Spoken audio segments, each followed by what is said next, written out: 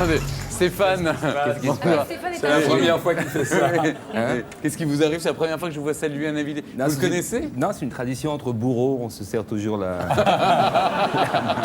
C'est assez...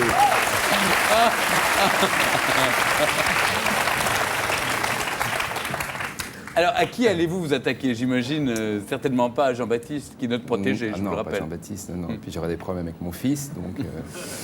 Non, monsieur le ministre, Ah. victime de choix. Vous voulez dire que c'est parce qu'il a la peau plus dure que les autres? Oui, on va en parler. D'accord.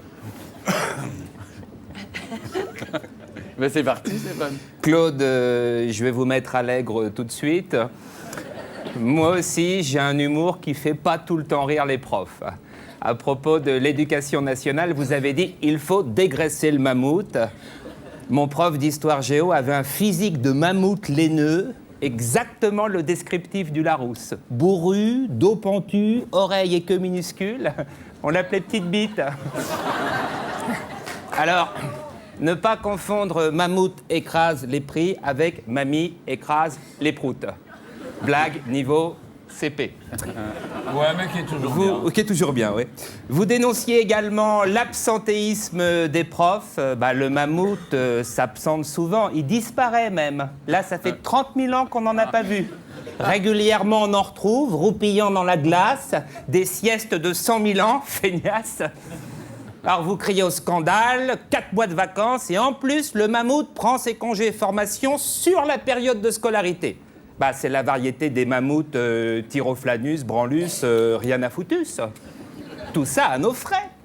Non seulement ça dort, mais ça broute. Moi, le nombre de profs qui m'ont brouté...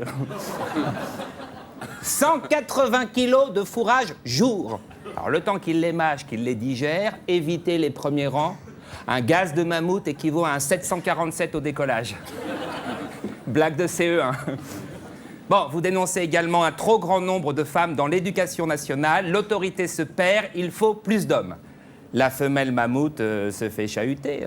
Plus frêle, moins poilue.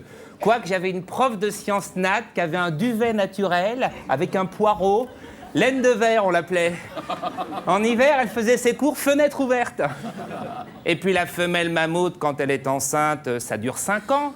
La pénétration seule dure 3 semaines.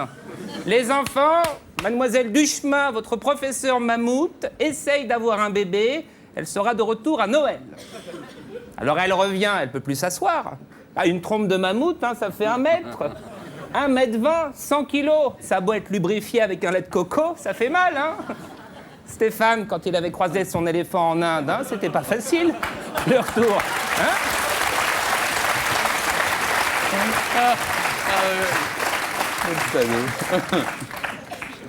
Alors, beaucoup de mammouths alcooliques, dépressifs. Être mammouth dans une steppe à risque, c'est pas facile. Après les déclarations d'Allègre, le mammouth s'est braqué.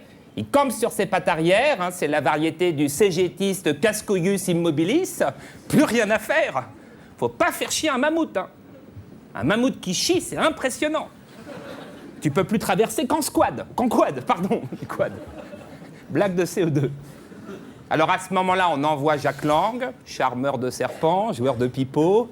Les mammouths l'adorent. Il sait comment les prendre. Il les flatte, il leur fait des gratous. Et depuis, le mammouth grossit à nouveau, toujours et encore. Et Allègre, Allègre, c'est la grenouille qui a voulu être plus grosse que le mammouth. Stéphane Guillon.